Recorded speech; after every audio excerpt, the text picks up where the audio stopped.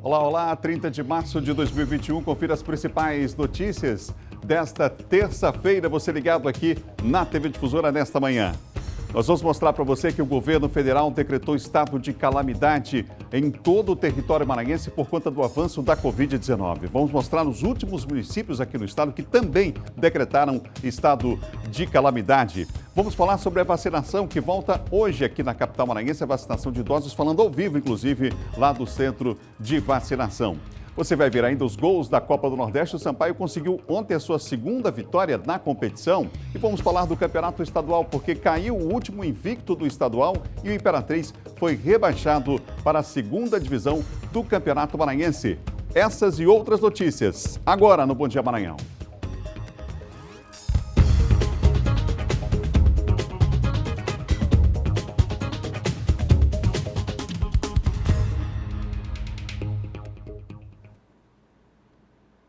Um ótimo dia para você que nos acompanha. Nós vamos falar no programa de hoje também sobre as cheias na bacia do rio Itapecuru. Vamos falar sobre o trabalho da Defesa Civil, entrevistando ao vivo daqui a pouco o Coronel Célio Roberto, que responde pelo Corpo de Bombeiros do Estado e também pela Defesa Civil Estadual. A gente vai falar sobre esse assunto daqui a pouquinho aqui no Bom Dia, nesta manhã de terça-feira. Vamos juntos porque até às 8 horas da manhã, quando chega o primeiro impacto, tem muita informação para você no nosso Bom Dia. Tem John Coutrin falando de política, Silva Alves fala de segurança, tudo isso já já aqui no Bom Dia Maranhão para você.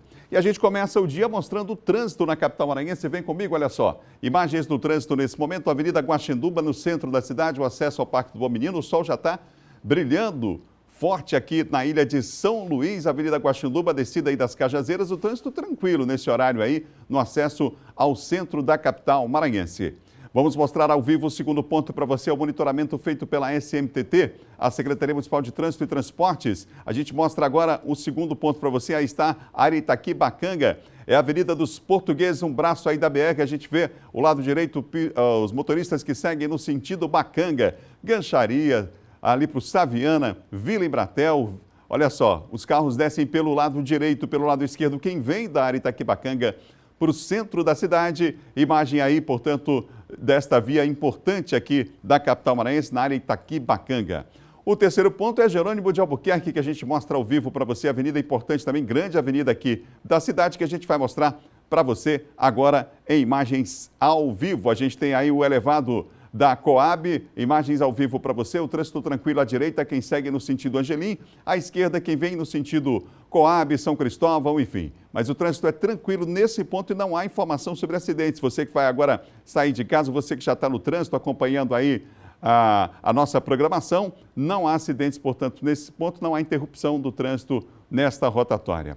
Avenida Beira-Mar, a gente mostra agora a ponte do São Francisco para você. Imagens ao vivo, vamos para lá? Vamos para esse acesso aí, olha só. Maré está cheia, é aquele período do ano, né, que a gente tem a maré de Cisige, a maré muito cheia nesse período do ano. 2 pistas liberadas no sentido centro. Uma pista para quem segue no sentido São Francisco e o trânsito é esse aí, o movimento é esse que você vê nas imagens ao vivo aqui do Bom Dia Maranhão. Bela imagem sempre dessa nossa São Luís do Maranhão, na nossa bela ilha. Você tem aí, portanto, maré cheia nesta manhã na Bahia e a gente tem imagens ao vivo da ponte do São Francisco. O trânsito ao vivo você confere nessa prestação de serviços aqui do nosso Bom Dia Maranhão. São 7 horas mais 3 minutos, 7h03 e você ligado aqui na TV Difusora. Vou mostrar o trânsito agora na segunda maior cidade do estado. A gente vai para Imperatriz, olha só. Estamos em Imperatriz e a gente mostra o trânsito ao vivo para você agora. Estamos na segunda maior cidade do estado, Avenida Bernardo Saião, em frente à unidade do SAMU. A gente tem aí, portanto, o trânsito nesse instante na cidade de Imperatriz. O sol já está brilhando, o pessoal já começou a ir para o trabalho, o pessoal já se deslocando na cidade de Imperatriz. As escolas no sistema híbrido, particulares, na rede particular, a aula ainda não voltou. Ainda estamos por conta do decreto, cumprido o decreto, e as aulas da rede privada em sistema híbrido e na rede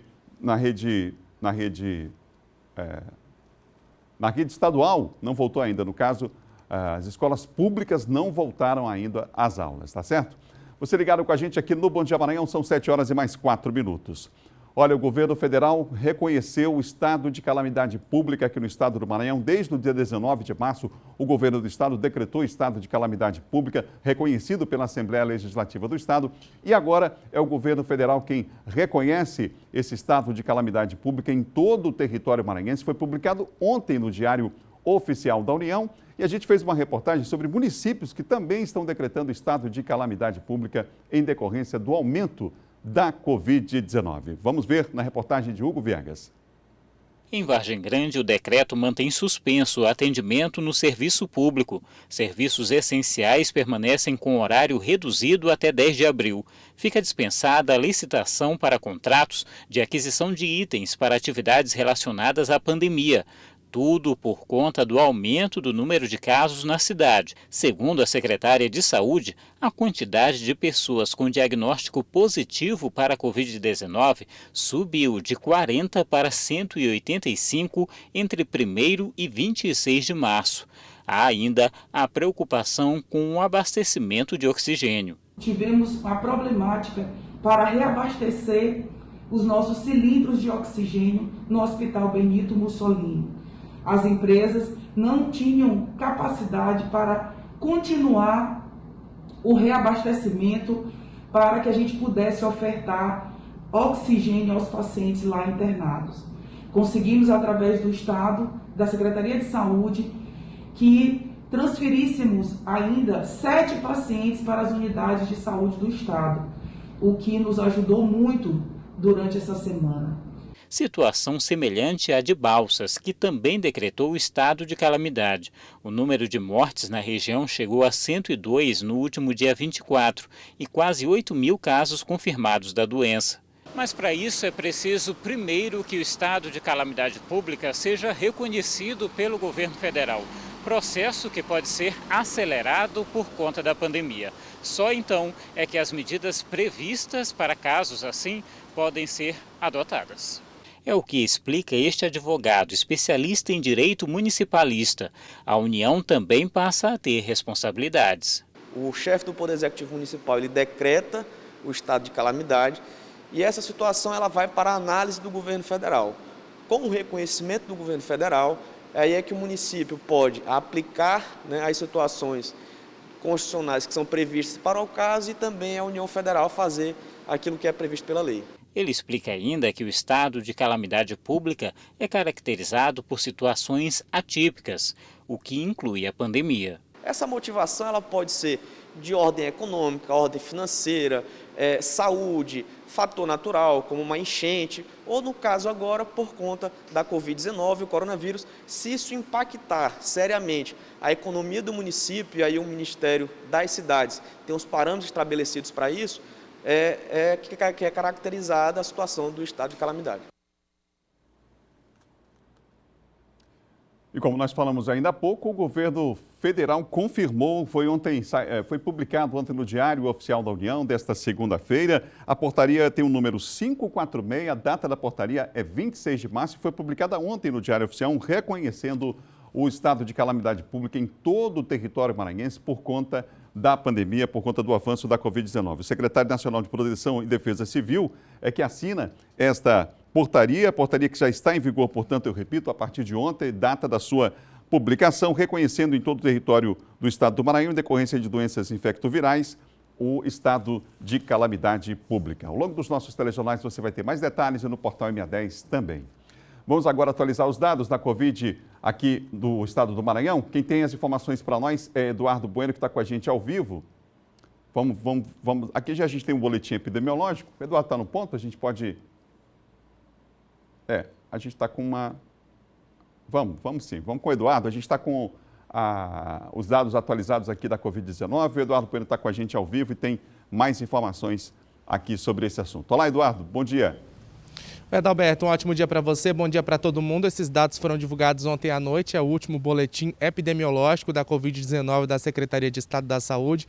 Nós, inclusive, preparamos uma arte para as pessoas verem os números de forma mais clara. Então, ontem, desde o início da pandemia até agora, foram registrados 240.146 casos confirmados de Covid-19.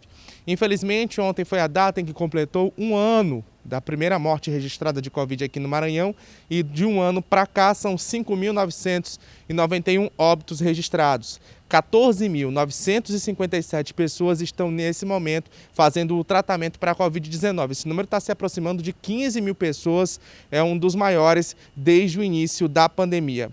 Novos casos então foram registrados, 75 aqui na capital, 13 em Imperatriz e 105 nas demais regiões. O número de casos suspeitos nesse momento é 2.588. Agora, Adalberto, também temos os números aí de internação, os números de leitos de UTI disponíveis aqui no estado. O que chama a atenção, por exemplo, desses dados é justamente a situação de Imperatriz. Neste momento, dá até uma aflição de dizer esse número, são apenas 4 vagas disponíveis para a internação em terapia intensiva de leitos exclusivos para a Covid-19. Aqui na capital, o número é de 12 vagas. Então, a taxa de ocupação nesse momento é de 95,22% de leitos de UTI na capital e 94,44% de leitos de UTI em Imperatriz. Nas demais regiões, a ocupação está em 77,63%. Situação bem complicada também, Adalberto, na taxa de ocupação de leitos de enfermaria. Então, na capital, esse número está em 90,67%, em Imperatriz, 81,96%, nas demais regiões do estado, então, 57,97%. Infelizmente, a gente ontem perdeu uma colega, que é a Rosenira Alves. Ela tinha 60 anos, estava internada no Hospital Universitário HU-UFMA, Hospital Universitário Presidente Dutra, e morreu vítima da Covid-19. Eu volto ao estúdio com você, Adalberto Melo. Obrigado, Eduardo. Lamentamos aqui nossos sentimentos à família da nossa colega Rosenira. Vamos em frente aqui com o nosso Bom Dia Maranhão. São 7 horas e mais 11 minutos. São 7h11 agora. A gente vai mostrar para você agora como é que está a vacinação. A gente acompanha os números da vacinação atualizados em todo o estado do Maranhão e aqui na capital também. Olha só, está na tela para você conferir o total de vacinados no estado do Maranhão. 460.873 vacinas aplicadas no estado. As vacinas aplicadas em São Luís, 105.914 vacinas aplicadas. 7 horas, 12 minutos. Entidades que reúnem donos de escolas particulares e pais de alunos querem a antecipação das férias para esse mês de abril. O tema divide opiniões, mas é grande a preocupação, claro, com o aumento dos casos de Covid aqui no Maranhão. No decreto em vigência, as escolas públicas continuam o ensino de forma remota e as particulares já podem retornar atividades no modelo híbrido. A situação divide posicionamentos entre entidades representativas e também pais e responsáveis por alunos. A Associação Maranhense de Escolas Particulares manifesta apoio total à possibilidade do retorno no modelo híbrido e se mostra contrária à antecipação de férias para o mês de abril. A portaria 47, que trata dos protocolos sanitários, mostra que nós temos que estar neste momento da pandemia de forma híbrida. É a forma com que os alunos, metade da turma está presente, metade está em casa. Inclusive é muito interessante isso porque os alunos, as famílias que não se sentem seguras nesse momento, têm a liberdade de estar em casa apenas de forma remota. Apesar disso, existe um número considerável de pais ou responsáveis por alunos que não concorda com o retorno à sala de aula neste momento. Apesar das instituições estarem se esforçando em manter a segurança com distanciamento social, álcool em gel, mas eu ainda tenho muito medo e como as previsões não são nada animadoras, eu vou mantê-los em casa com o ensino remoto. Este também é o posicionamento da ASPA, Associação de Pais e Alunos de Instituições de Ensino do Estado do Maranhão. O presidente diz que a situação sanitária atual não é segura e solicita a antecipação das férias de julho para abril, até que a população acima de 60 anos e professores estejam vacinados. Da forma que nós estamos indo, nós vamos ter várias paradas durante o mês de abril, maio e aí para frente. O que é que a ASPA espera nesse momento? Vamos sair desse cenário como antecipa as férias escolares de julho para abril, que é o momento onde os professores vão ser vacinados, assim como os maiores de 60 anos, e aí, além de colaborarmos com o achatamento da curva da contaminação, nós também vamos ter um ambiente mais propício para o mês de maio, que não vai ter mais a parada. São 7 horas e mais 14 minutos, 7h14. A gente vai agora ao vivo a Imperatriz com Geisel Nascimento, saber qual o destaque do dia. Olá, Geisel, bom dia para você. Bom dia, Adalberto. Bom dia a todos. A gente começa destacando uma situação nada normal, viu, Adalberto? O motorista, ele engatou a ré da sua caminhonete e bateu em uma ambulância que transportava uma pessoa, um paciente, que ia para a UPA, da UPA São José, para o macro regional aqui de Imperatriz. A polícia militar foi acionada e, ao chegar no local, constatou que o homem começou a contar muita história, não muito segura e de assuntos alternados. O condutor do veículo foi convidado pela polícia para a delegacia da Polícia Civil, mas antes deu uma passadinha pela PRF para o teste do etilômetro. Aquilo que a gente divulga sempre, né? Álcool e direção não combinam.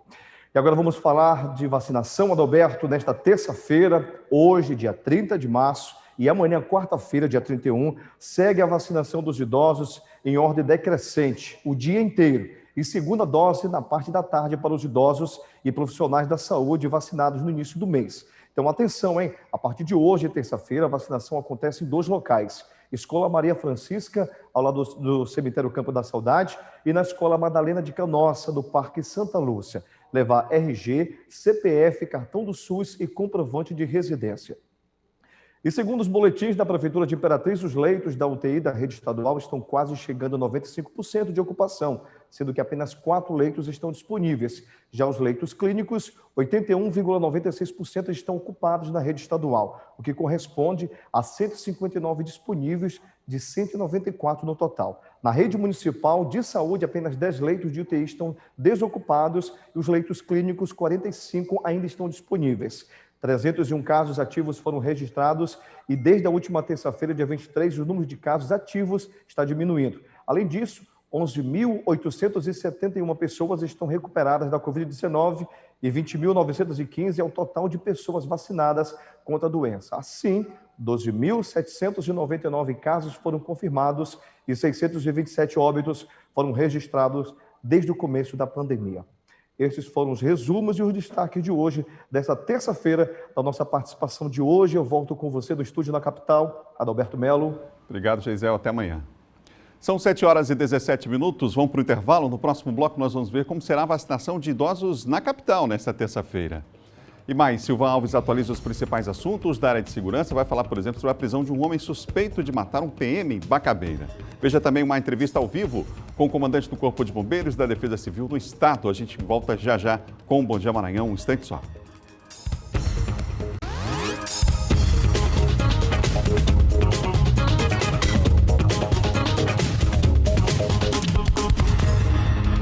São 7 horas e 20 minutos, de volta ao Bom Dia Maranhão, aqui na TV Difusora. Um abraço aos amigos que nos acompanham em toda a região tocantina, em Balsas também, em Santa Inês, em Açailândia, acompanhando a programação da TV Difusora.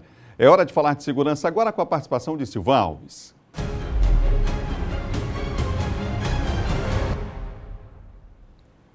Bom dia, Silvan. Bom dia, Roberto. Bom dia a você, bom dia a todos. Silvan, a Polícia Civil, através da delegacia do município de Bacabeira, prendeu aquele homem que seria o autor do disparo contra o policial militar? Exatamente. Ele foi preso no trabalho feito com a delegacia de Rosário e mais o pessoal da delegacia lá de Bacabeira, sob o comando do delegado Edinaldo Santos. Ele seria o responsável pelo disparo que atingiu o sargento Marcelo Freire de Carvalho, na noite do sábado, no povoado Gamileira, lá no município de Bacabeira, durante um assalto a um churrasquinho, onde o militar estava em companhia da esposa. Ele chegou em companhia de um outro homem, que segundo a polícia já está identificado também, ainda não foi preso, mas seria o piloto da moto.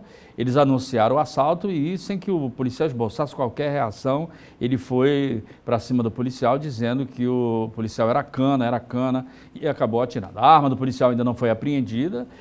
Um dos principais objetivos é apreender essa arma, que foi levada no momento do assalto lá em Gamileira. O proprietário do estabelecimento, no caso o dono lá do churrasquinho, também foi ferido.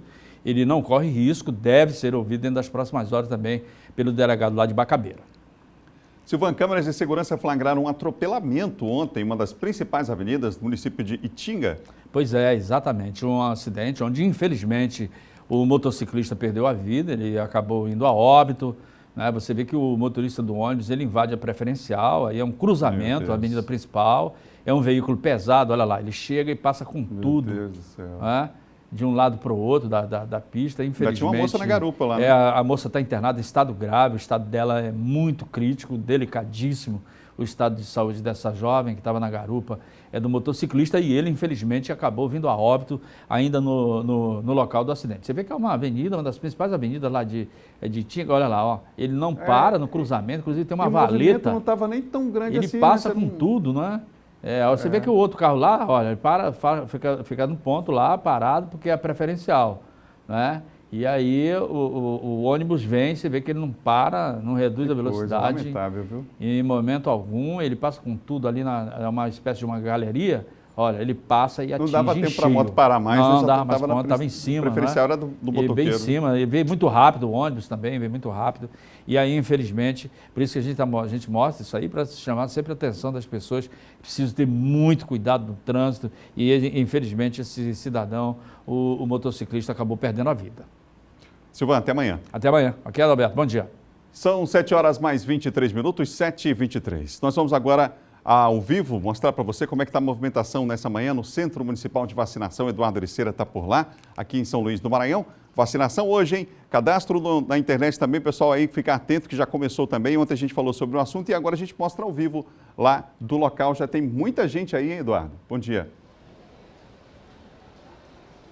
Seguimos, né, Adalberto, com a vacinação, a gente sempre mostrando essa prestação de serviço fundamental, as pessoas acompanhando desde cedinho aqui, a gente sempre repassando essa informação sobre o cronograma de vacinação tão importante hoje para idosos a partir de 70 anos de idade. Como a gente sempre diz aqui, a vacinação está avançando, claro, a gente sempre torce para que essa imunização aconteça da forma mais rápida possível, mas parou aí 70 anos de idade, apesar do cadastro já ser possível aí para pessoas de 65 a 69 anos. Mas a vacinação hoje é para 70 anos de idade, como você disse, Adalberto. A movimentação já é grande aqui, daqui a pouquinho deve começar a vacinação, mas já tem muita gente aqui aguardando. Como eu disse, são idosos de 70 anos, pela manhã vacinam os nascidos dentro do cronograma nos meses de janeiro, fevereiro e março. À tarde, ainda hoje, os nascidos em abril, maio e junho.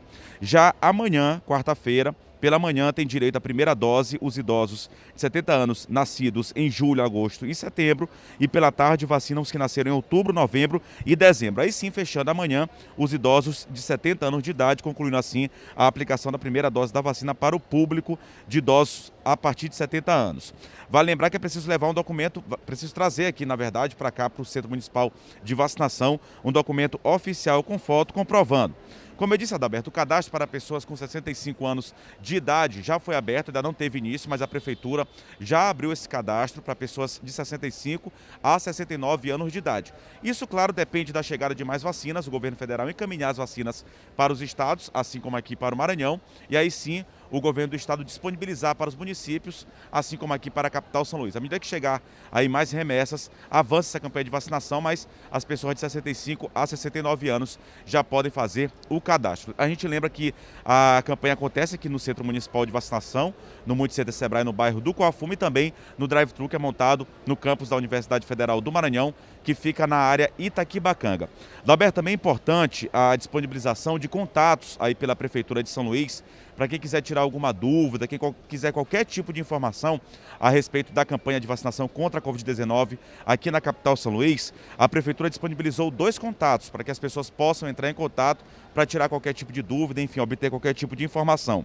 O DDD é o 98 aqui da capital maranhense e os telefones são o 99101 7540 e também o 99103 0820. São 2 telefones que foram disponibilizados, é mais uma ferramenta aí disponibilizada pela Prefeitura de São Luís para passar essas informações tão importantes, tão relevantes aí à população do Dovicense.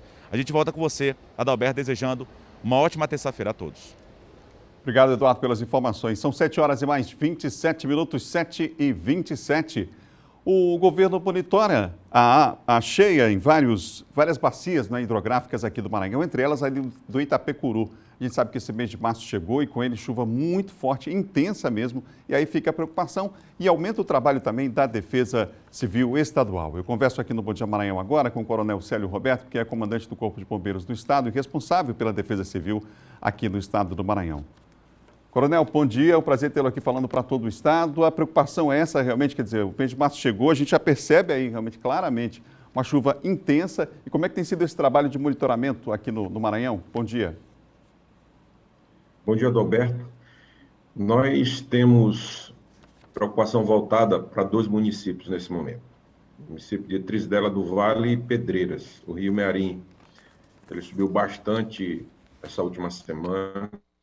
Ele estava numa cota aí de 2,11 metros aproximadamente, e agora ele se aproxima da cota dos 8 metros. Tem que ter aumentado aí esses últimos 8 dias.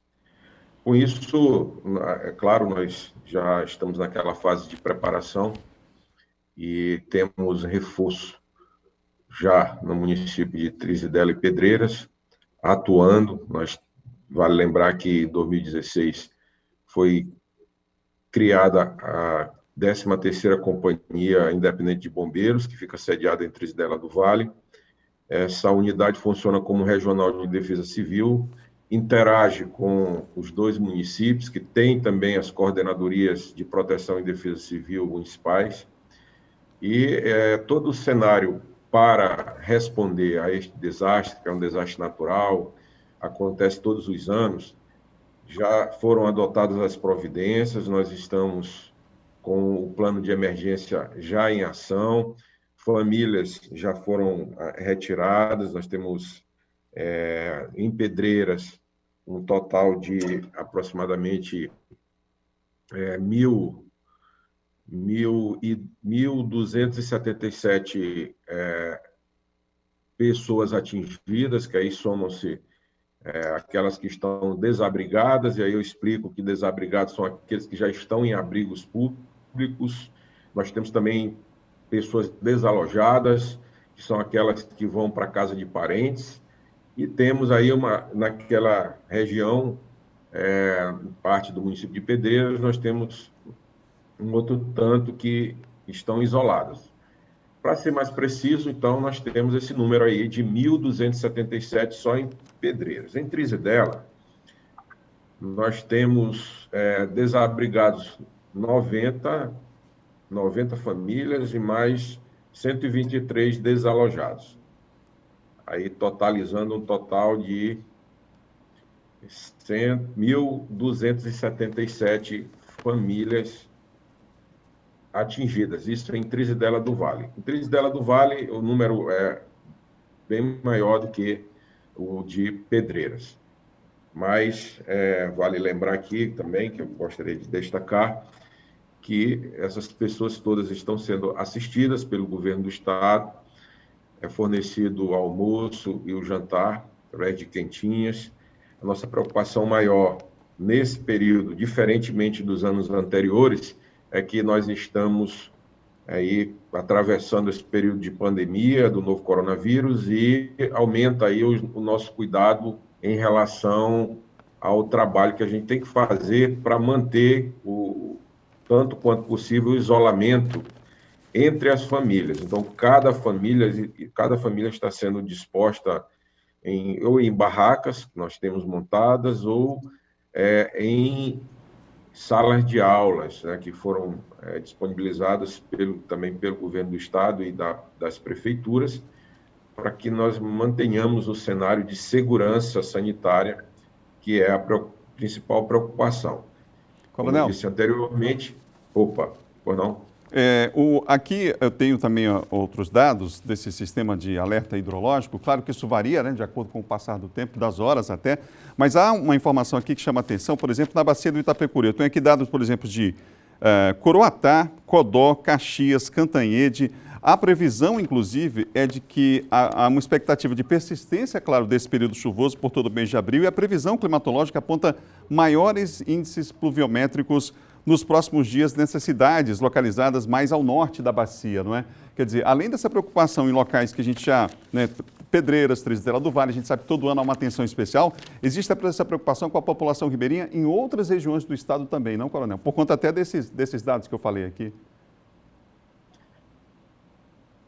O Maranhão é um estado cortado aí por vários rios, né? E na bacia também do Itapecuru, nós temos esses casos aí de pessoas desabrigadas. Inclusive, no próprio município de Itapecuru, nós já temos, em média, ali 5 famílias desabrigadas. É um número pequeno, mas é claro que o nosso sistema de alerta está pronto para atender e apoiar os municípios que estão ali também já orientados no sentido de dar aquela primeira resposta, que é muito necessária, porque as famílias, elas que estão nessa situação, os ribeirinhos, todas essas famílias já estão devidamente mapeadas pelo município. É bom que se frise, porque essa é a parte inicial do trabalho da Defesa Civil, é a preparação para a resposta aos desastres. Como enchente, ela acontece de forma gradual, o rio vai subindo gradativamente, então nós temos condição de ir fazendo o manejo dessas famílias em total segurança. Por isso que a gente tranquiliza a população e diz que, apesar do cenário e apesar da previsão meteorológica, nós temos a capacidade de fazer o nosso trabalho, como temos feito nos anos anteriores, de forma segura, sem trazer aí nenhuma consequência mais grave para as famílias. Coronel. Essas providências... Pois não? Nós temos aqui também hoje, o governo federal acaba de reconhecer, de publicar, inclusive, no Diário Oficial da União, o decreto que reconhece estado de calamidade pública em todo o território maranhense por conta da pandemia da Covid-19. Foi o secretário nacional de Proteção e Defesa Civil que reconheceu, portanto, este estado de calamidade pública. É mais um trabalho também para a Defesa Civil estadual, né? Esse trabalho aí de Defesa Civil, ele é feito bem antes até de que as coisas se agravem. Então, nós temos dado, através da nossa Coordenadoria de Proteção e Defesa Civil Estadual, todo suporte ao nosso excelentíssimo senhor governador, Flávio Dino, de maneira que ele tenha, né, ali a tranquilidade para o seu poder decisório. É notório, todos são sabedores, nós temos aí um segundo pico do coronavírus acontecendo no Brasil todo, e aqui no Maranhão também nós temos números cada vez mais crescentes. E por isso da necessidade de nova decretação de estado de calamidade pública, que prontamente foi reconhecido pelo governo federal através da Secretaria Nacional de Proteção e Defesa Civil.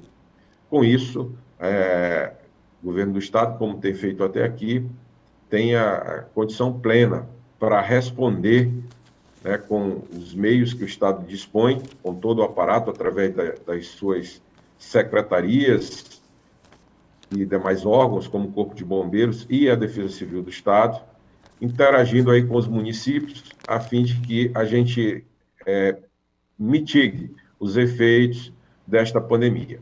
Nós estamos diante aí, então, de um cenário de 2 desastres. Um natural, que é o excesso de chuva, já deixando famílias maranhenses desabrigadas, e o cuidado maior que nós temos que ter, que é relacionado a essa segurança sanitária em relação à pandemia do coronavírus. Fundamental nesse período. Mas o Corpo de Bombeiros, por meio das suas unidades, está atuando, e aí eu aproveito aqui para parabenizar nossas equipes que têm feito um trabalho belíssimo aí por todo o estado. Trabalho incansável, né? Obrigado mais uma vez, Coronel Célio Roberto, comandante do Corpo de Bombeiros aqui do estado do Maranhão. Obrigado pela entrevista aqui no Bom Dia. Obrigado.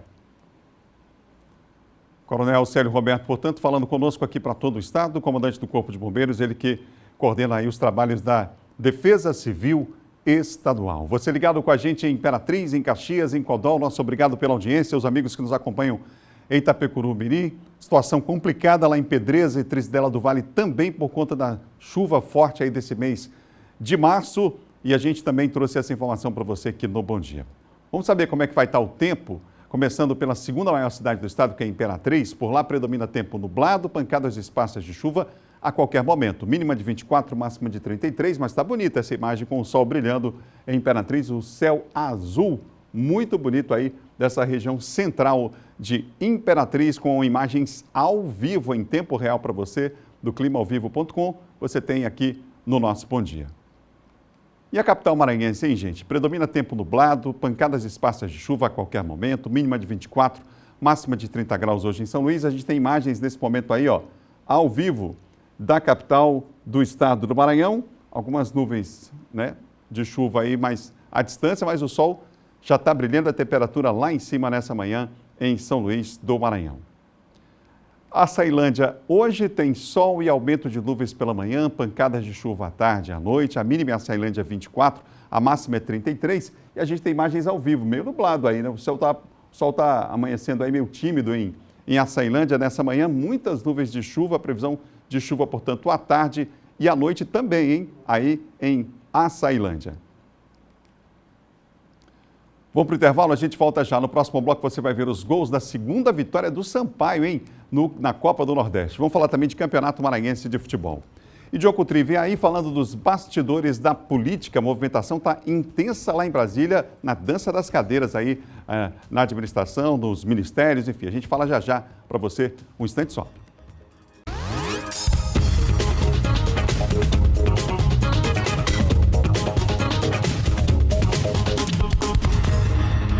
Sete horas e 41 minutos de volta. Bom Dia Maranhão, ao vivo para todo o estado aqui pela TV Difusora. Vamos para a região dos Cocais, saber o destaque do dia com a Raquel Souza. Ela já está comigo aqui e vai trazer as informações. Raquel, bom dia para você. Olá, bom dia, Adalberto. Bom dia a todos que nos assistem. Olha só, a Polícia Militar de Caxias fez a apreensão de 2 motocicletas que haviam sido roubadas.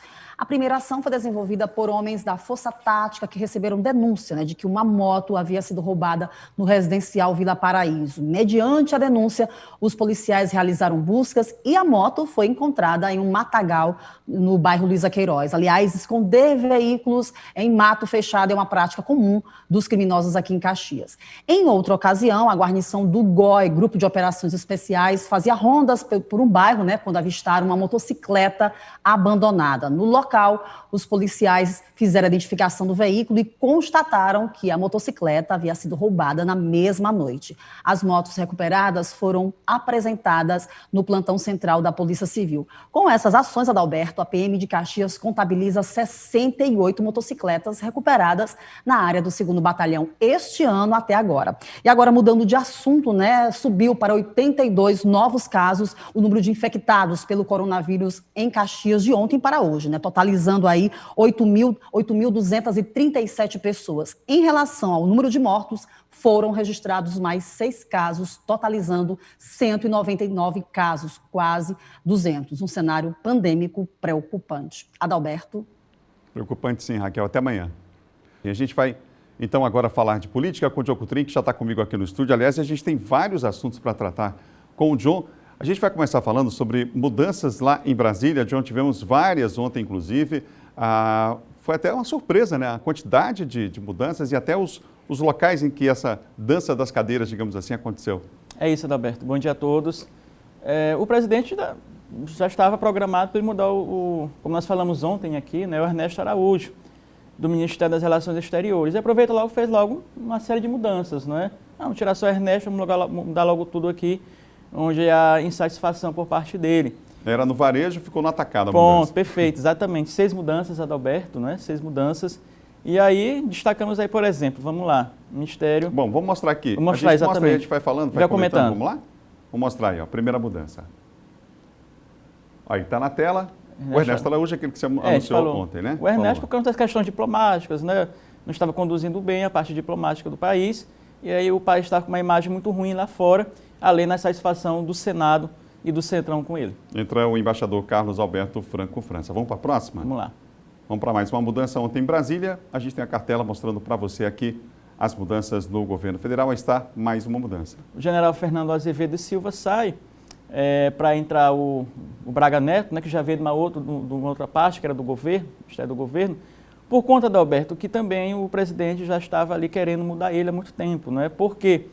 Porque o Azevedo Silva estava ali, não concordava com umas decisões do presidente relacionadas às Forças Armadas. Ou seja, o que o presidente Bolsonaro queria? Queria um maior alinhamento, um maior apoio das Forças Armadas a ele. Tendo em vista, por exemplo, as questões que envolvem as ações de governadores, né, de lockdown, de restrições referentes à pandemia da Covid-19. Então, isso ficou claro, inclusive, na carta do ministro que está saindo, né? O presidente se sentia que não tinha, né, o apoio ali das Forças Armadas, nenhuma manifestação de apoio, ou seja, qualquer possibilidade de um ato mais duro. Ou seja, se comenta, Adalberto, por exemplo, que o presidente mexe nisso aí, né, querendo trazer as Forças Armadas, que a gente sabe que não vai fazer isso. As Forças Armadas agem de acordo com a Constituição e de forma democrática, mas alguns avaliam que o presidente queria tentar um golpe mais na frente, não é? Ou seja, golpe em que sentido? No sentido de, por exemplo, até enfrentar os governadores em relação a essas medidas de lockdown. Mas eu acho pouco provável isso acontecer, mas é claro que com essa mudança aí o presidente tem alguém mais alinhado, as Forças Armadas mais alinhadas a ele. Mudança também, João, na Casa Civil. A gente tem aqui a arte mostrando essa mudança. Vamos lá. Na Casa Civil ele desloca o Braga Neto, a gente falou agorinha, né, para essa outra pasta, e assume também o general Luiz Ramos, que também já é bastante conhecido do presidente Jair Bolsonaro, né, tem uma ligação mais próxima com ele. Secretaria de Governo da Presidência da República também teve alteração ontem, várias mudanças lá em Brasília. A gente mostra para você quem entra e quem sai agora. Vamos ver? Mais uma alteração lá em Brasília, João. Pronto. Deslocado Ramos, a deputada federal Flávia Arruda, ela é uma indicação do Centrão, não é? Ela é do PL, ali agradando, né, o próprio presidente da Câmara, o Arthur Lira, que já estava bastante insatisfeito, né, com o presidente Jair Bolsonaro, diante do caso do Ernesto Araújo, e principalmente aquele caso, né, quando eles queriam indicar a Ludmilla para o Ministério da Saúde, que na verdade quem foi nomeado foi o Queiroga. Então ele faz um afago para o Centrão, tendo em vista que na semana passada o próprio presidente da Câmara falou que poderia, né, adotar um remédio mais amargo que poderia ser adotado, ou seja, sinalizando a possibilidade do impeachment. Então ele tenta aí agradar um pouquinho o Centrão com a indicação da deputada federal Flávia Arruda, bastante conhecida ali do Distrito Federal, né, com ligações com o governador Arruda. A AGU também mudou, a Advocacia Geral da União, e a gente tem aqui quem entra e quem sai nessa arte que a gente preparou, olha só. Muito bem, o Levi sai e entra aí o antigo ocupante do cargo, o André Luiz Mendonça, né, Adalberto? Bom, por que o Levi sai? O Levi sai, vou resumir só o último fato relacionado a ele. Naquela ação que o presidente entrou contra as medidas dos governadores de lockdown, o presidente assinou e o José Levi não assinou, ou seja, dando a entender que o Levi não concordava com isso. Então o presidente ficou muito irritado com ele, né, e acabou mudando, colocando o André Luiz Mendonça, que era o antigo ocupante do cargo, e há a possibilidade até do Mendonça ocupar futuramente, ser indicado para um cargo no STF.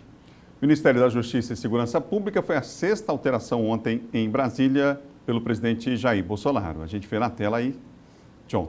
Bom, esse delegado da Polícia Federal, o Gustavo Torres, Adalberto, ele já é bastante conhecido. Era secretário de Segurança do Distrito Federal, foi, até uma época, houve uma possibilidade dele assumir o comando da Polícia Federal. A gente lembra dele daquele embate que ele teve com o ex-juiz Sérgio Moro, com a questão do PCC, não é? Ele ali travava uma disputa interna, na época que o ministro Sérgio Moro era o comandante dessa pasta, que ele assume agora, e é bastante ligado à família Bolsonaro. Foi ali apresentado por eles pelo delegado Francisquini e amigo do Flávio Bolsonaro. Então é alguém de extrema confiança do presidente da República, Adalberto, né, no Ministério da Segurança, ao contrário do Moro naquela época, né, que a gente lembra, em que não tinha muita confiança do presidente e não era muito ligado a ele. Portanto, o presidente, resumindo, ele coloca pessoas em que ele tem, né, uma certa confiança, uma relação antiga e que ele possa ter controle diferentemente, né, do que acontecia com alguns nomes aí que nós citamos. João Coutrinho, vamos falar da nossa política local, porque, quer dizer, de certa forma local, né? Que, na verdade, o governador Flávio Dino repercutindo aí alguns comentários em relação ao possível impeachment do presidente Jair Bolsonaro. O governador Flávio Dino disse que não há clima para isso. A gente vê, inclusive, o vídeo. Depois o John comenta, a gente vê o vídeo agora do governador falando sobre esse assunto. Vamos ver? Juridicamente, à luz do artigo 85 da Constituição Federal e da Lei 1079 de 1950, todos os requisitos atinentes ao impeachment estão preenchidos já de algum tempo. Há uma miríade, um conjunto, um acervo de crimes de responsabilidade, infelizmente, lamentavelmente, perpetrados pelo presidente da República. Então, ficariam carentes os aspectos políticos. Acredito que, em relação a isto, esse nível de desacerto, de equívocos, de erros que nós estamos vendo, vai ensejando que certas condições se apresentem. Acho que ainda não é uma coisa para já. Vamos ver o que o Bolsonaro consegue fazer para ver se ele estrutura minimamente o seu governo. Eu, como brasileiro, sempre torço pelo melhor para a nossa pátria. João, a entrevista aqui repercutiu. Repercutiu. Eu concordo com o governador, Adalberto. Realmente não há clima, né, nesse momento.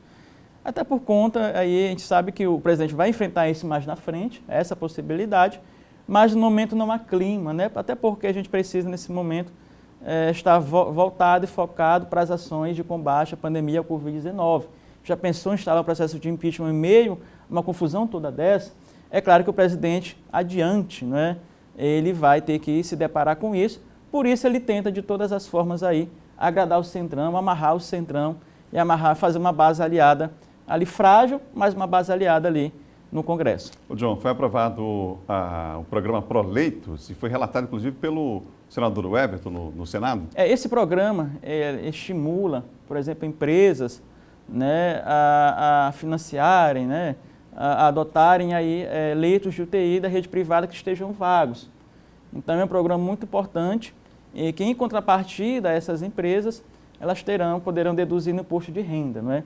Então, isso é um estímulo para que possa, portanto, aí haver mais leitos, Adalberto, no país, né, leitos vagos, que possam aí ser destinados ao SUS da rede privada. Então, o Everton está relatando esse projeto, é uma importante discussão nesse momento lá no Senado. Obrigado, viu, John? Até amanhã. Até amanhã. João Coutrinho, nosso colunista de política aqui do Bom Dia. Olha, a Secretaria Municipal de Trânsito realizou ontem mais uma ação para tentar aí conter a disseminação do novo coronavírus nos terminais aqui da capital. A gente fez uma reportagem sobre o assunto e mostra agora para você. A equipe percorreu todas as plataformas de embarque e desembarque. Os passageiros receberam máscaras e álcool em gel para a higienização das mãos, meios mais eficazes para frear a disseminação do novo coronavírus. É muito bom, porque às vezes a gente sai de casa até esquece. Eu mesmo saí de casa e esqueci de passar o álcool gel na mão. Aí encontrei aqui, para mim tá bom demais. A ação Sinal Vermelho para a Covid é coordenada pelo setor de educação para o trânsito da SMTT e aconteceu novamente no terminal da Praia Grande por conta da demanda. Pelos terminais em São Luís passam diariamente 300 mil pessoas. Este é o público que deve ser alcançado nas ações que vão acontecer de forma contínua, como enfrentamento à pandemia. Então a gente está aqui fazendo a higienização, conscientizando as pessoas a usarem a máscara. Quem não tem máscara, a gente dá a máscara. A ação educativa reforça a todos que prevenção é um excelente caminho. Então a gente faz essa higienização, ele já entra com as mãos higienizadas e quem está dentro também coloca a mão para o lado de fora e a gente vai e faz a higienização. Ou seja, cada um faz a sua parte e juntos nós venceremos a Covid-19. O Enzo já aprendeu a lição. Olha, se você esquecer a máscara, pegue logo. Aí, seguiu o conselho do Enzo, né? São 7 horas e 54 minutos. Agora a gente fala da Lampions League.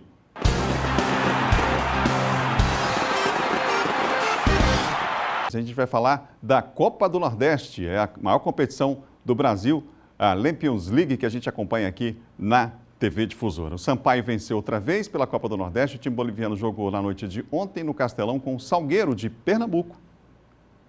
O Sampaio saiu na frente. Depois dessa cobrança de escanteio, a bola sobrou para Jefinho, que não perdoou. No segundo tempo, aos 4 minutos, o Salgueiro empatou com o Ciel, que tirou do goleiro Mota para marcar. Jefinho bateu de fora da área na trave e Ranieri marcou contra. Sampaio 2-1. Agora o Sampaio ataca pela direita. Johnny dá o passe para Guilherme, que recebe, dribla, gira e faz um golaço. O Salgueiro diminuiu nessa jogada, Ciel balançou a rede outra vez. O Salgueiro ainda teve um gol impedido no finalzinho. Final, Sampaio 3, Salgueiro 2. Primeiramente, estou muito feliz com a vitória, da entrega do nosso time, né? Nós estávamos precisando muito dessa vitória, que encaminhava a nossa classificação, e agora a gente vai brigar pelo primeiro lugar na tabela, né, que é o mais importante. E o gol é fruto do trabalho, né, cara? Acho que nada melhor do que voltar com vitória. Acho que entrou no G4 da Copa do Nordeste. A gente fizemos um grande jogo, toda a equipe. Eu acho que construímos bastante, criamos bastante chance. Eu acho que esses 3 pontos foi bom demais para dar continuidade na Copa do Brasil, ou na Copa do Nordeste e no estadual. Eu acho que a gente está no caminho certo. Agora é descansar, que a gente tem outra batalha no SAP para tentar classificar logo. É sempre importante, né, fazer gols, ajudar a Bolívia querida. Mas a rapaziada tá de parabéns pela vitória, pelo jogo, pelo empenho dentro de campo, determinação. Estava precisando de resultados positivos dentro de casa. Mas isso aí, agora é manter firme e seguir, já que tem jogo contra o ABC já. Que golaço esse, hein, do Guilherme, golaço. O CRB pega o ABC em Maceió. Hoje e amanhã a TV Difusora transmite Santa Cruz Esporte pela Copa do Nordeste. No Campeonato Maranhense, o Moto Clube perdeu ontem sua invencibilidade. Pois é, o Moto acabou perdendo ontem a sua invencibilidade, perdeu para o São José por 1-0. O gol do São José foi marcado por Rony aos 14 minutos do primeiro tempo. Com o resultado, São José subiu para a 5ª posição com 7 pontos. O Moto, mesmo com a derrota, ainda é líder do estadual com 12. E o Imperatriz, hein? Foi rebaixado para a 2ª divisão do Campeonato Maranhense de Futebol. Que pena. Ontem pegou a equipe do Juventude Samas. Imperatriz e Juventude se encontraram pela 6ª rodada do Estadual 2021, numa partida dramática onde o Cavalo de Aço precisava vencer. Foram várias oportunidades no primeiro tempo, principalmente com jogadas de bola parada, como nessa cobrança de falta aos 19 minutos, que Juan cruzou e Valker desperdiçou. O Imperatriz seguiu tentando marcar o gol, mas faltou qualidade no passe e tranquilidade na hora de finalizar. Já o Juventude aproveitou as falhas do Cavalo de Aço e nessa bobeira, Alemão avançou sozinho, mas na hora do chute colocou muita força na bola. Nessa jogada com passe de Doda pela esquerda que lançou Thiago Chulapa em velocidade. Ele se aproximou da grande área quando o goleiro Pablo derruba o jogador. A equipe do Juventude pede pênalti, mas a falta foi fora da área. O técnico Toninho Peço, do Juventude, levou o cartão amarelo por causa da confusão. De volta ao jogo, Caxambu cobra a falta para o Juve e o goleiro do Imperatriz defende no susto. Fim da etapa inicial. E o Cavalo de Aço voltou à etapa final disposto a abrir logo o marcador. Foram várias jogadas de ataque do Imperatriz, mas sem sucesso. Com o tempo passando e precisando ganhar, o Cavalo de Aço foi para o tudo ou nada. E nessa jogada, Dudu recebe o passe, se livra do zagueiro e arranca sozinho. Mas na hora do chute faz tudo errado. Poderia ter sido o gol da vitória cavalina. Empate em 0-0 no Frei Epifânio. Essa é a pior campanha do time do Imperatriz em todos os tempos. E com o resultado do jogo de hoje, a equipe do Cavalo de Aço está rebaixado para a 2ª divisão do campeonato estadual. Isso acontece pela primeira vez em 59 anos de fundação da equipe colorada da região tocantina. 24 jogos sem vencer. Bom Dia Maranhão termina agora. Outras notícias. Amanhã a gente se encontra aí no Portal M10. Você confere lá também. Tchau, tchau.